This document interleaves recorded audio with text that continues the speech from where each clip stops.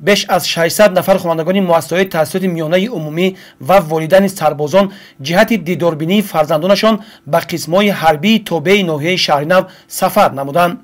اقدام مذکور با تشبث مقامات اجرایی حکومت دولتی، کمیسریت حربی و شعبه کار با جوانان و ورزش ناحیه شهرنو راه اندازی شده.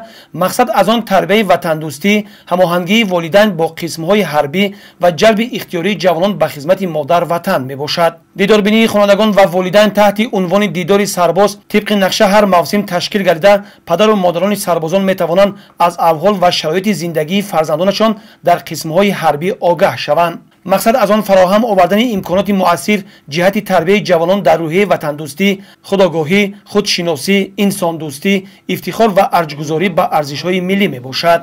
امروز برای جلب نمودن جوانان و هوسمند گرداندن طبق نقشه چورابینی کمیسریت حربی شهر نو توبه جمهور کمیسریت حربی نو شهرنو زیاد از 600 نفر جوانان را و قسم‌های حربی 0.50 دیداربینی از شرط و شرایط خدمتچیان حربی دیده نمودند. امروز شرط و شرایط با قسم‌های حربی خیلی خوب فراهم شده است. برای هوسمند نمودن جوانان به خدمت حربی که 1 اپریل موسم اولی آن آغاز می‌گردد، از جانب مقامات اجرایی حکومت دولتی و کمیسریت حربی قریب 40 نفر جوانان به آموزش کورس‌های رانندگی جلب نموده شدند و همه آنها روز اول دعوت بهاری صاحب شهادتنامه رانندگی می‌گردند. امروز برای جلب نمودن جوانان در کمیسریت حربی نو شهرنو کورس رانندگی تشکیل کرده شده است.